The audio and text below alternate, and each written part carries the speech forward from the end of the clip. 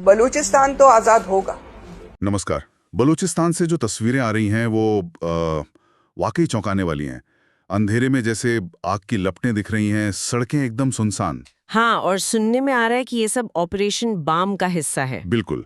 इसे Balochistan liberation front मतलब BLF का एक बड़ा और सोचा समझा हमला बताया जा रहा है। हाँ, मंगलवार देर रात को ये शुरू हुआ है और जो हमारे पास शुरुआती रिपोर्ट्स हैं जैसे थॉम्स ऑफ इंडिया की, वो बताती हैं कि ये कोई छोटा मोटा हमला नहीं है। नहीं, बिल्कुल नहीं। पंजगुर, सुराब, कीच, खरान, कई जिलों में एक साथ हमले हुए हैं। शायद 17 से ज्यादा सरकारी और फौजी ठिकानों पर। 17 से ज्यादा एक साथ? हाँ, एक साथ। पैमाने के लिहाज से देखें तो शायद ही अब तक की उनकी सबसे बड़ी कार्रवाई है। तो फिर ये मामला वाकई गंभीर है। चलिए, हमारे पास जो भी जानकारी है, जो रिपोर्ट्स हैं, उनके आधार पर थोड़ा और समझने की कोशिश करते हैं कि बलूचिस्तान में आखिर ये चल क्या रहा है। बिल्कुल। मनी कंट्रोल के आंकड़े तो मतलब हैरानी कर देते हैं। कह रहे हैं कि सिर्फ 24 घंटों में 50 से ज्यादा हमले। ये कैसे मुमकिन हुआ? यही बात सबसे ज्यादा चिंता की है। ये आंकड़ा दिखाता है कि हमले कितने व्यापक थे और कितनी तेजी से हुए, और इसका असर वो भी बहुत बुरा रहा है। जाने भी गई हैं काफी। हाँ, खबरें बता रही हैं कि 27 से ज्यादा मौतें हुई हैं और इसमें एक ही हमले में 18 पाकिस्तानी सैनिक भी शामिल हैं। ये बहुत बड़ा नंबर है। 18 सैनिक एक हमले में? और बात सिर्फ सुरक्षा बलों तक ही नहीं रुकी। तुर्बत में एक घर पर ग्रेनेड फेंका गया है, उसमें औरतें और बच्चे घायल हुए हैं, तो हिंसा आम लोगों तक पहुंच गई है। ये तो बहुत ही भयानक है और जाहिर है इसका असर सिर्फ जानमाल तक सीमित नहीं है, पूरे इलाके के मतलब सिस्टम पर असर पड़ा होगा, है ना? बिल्कुल, जैसे हाईवेज बंद हो गए, खास तौर पर जो मुख्य हाईवे है। और CPC कॉरिडोर, उस पर भी असर हुआ है।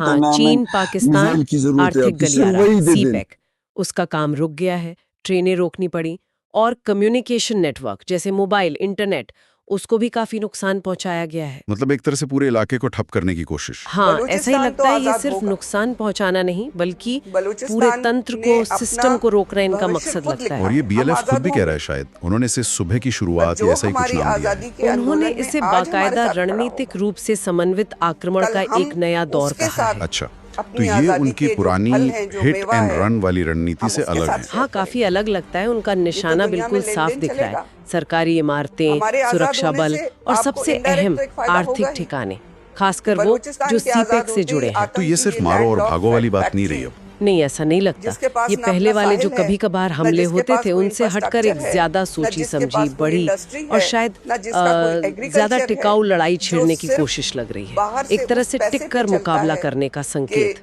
पर जाहिर है पाकिस्तान के लिए तो ये एक बहुत बड़ी मुसीबत खड़ी हो गई है। सुरक्षा के मोर्चे पर उनकी क्या स्थिति है? क्या वो संभाल पा रहे हैं? रिपोर्ट्स तो यही बता रही हैं कि पाकिस्तान के जो केंद्रीय और प्रांतीय सुरक्षा बल हैं, उन्हें भी मुश्किल हो रही है। मतलब इस अचानक बड़े पैमाने के हमलों से निपटना उनके लिए भी एक चुनौती बन गया है। और CPEC पर असर का मतलब तो सीधा चीन की चिंता बढ़ना भी हुआ।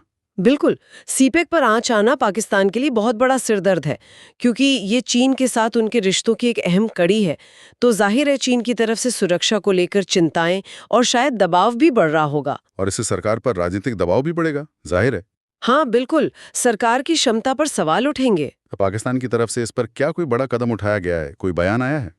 देखिए, पाकिस्तानी सेना ने इमरजेंसी अलर्ट तो जारी किया है, और खास तौर पर जो CPEC वाले इलाके हैं, वहां अतिरिक्त सुरक्षा भी बढ़ाई गई है। लेकिन कोई बड़ा आधिकारिक बयान? हैरानी की बात यही है कि सरकार या सेना की तरफ से अब तक कोई बहुत बड़ा या डिटेल्ड बयान नहीं आया है। ये चुप्पी भी थोड़ी अजीब है और कई सवाल खड़े करती है। हाँ, ये सोचने वाली बात है। अच्छा, जो एक्सपर्ट्स इस मामले पर नजर रखे हुए हैं, वो इससे कैसे देख रहे हैं? क्या ये वाकई बलूचिस्तान संघर्ष में कोई बड़ा मोड़ है? कई जानकार तो मान रहे हैं कि ये एक अहम मोड़ हो सकता है। ऑपरेशन बाम को सिर्फ कुछ हमलों के तौर पर नहीं देखा जा रहा, बल्कि एक रणनीतिक बदलाव। हाँ बिल्कुल, एक रणनीतिक बदलाव के तौर पर ये दिखाता है कि BLF शायद पहले से ज्यादा संगठित हो गया है, उनकी प्लानिंग की क्षमता बढ़ी है। ये पारंपरिक छापामार लड़ाई से हटकर सीधे सीधे राज्य की सत्ता और उसके आर्थिक हितों को खुली चुनौती देने जैसा है। मतलब वो अब ज्यादा बड़ा जोखिम उठाने को तैयार हैं। ऐसा लगता है। तो कुल मिलाकर अगर हम देखें तो ये ऑपरेशन बाम पाकिस्तान की अंदरूनी सुरक्षा के लिए एक बहुत बड़ी और शायद लगातार बढ़ने वाली चुनौती बन गया है। ये सिर्फ कानून व्यवस्था का मामला नहीं लगता। हाँ, ये बिल्कुल साफ है।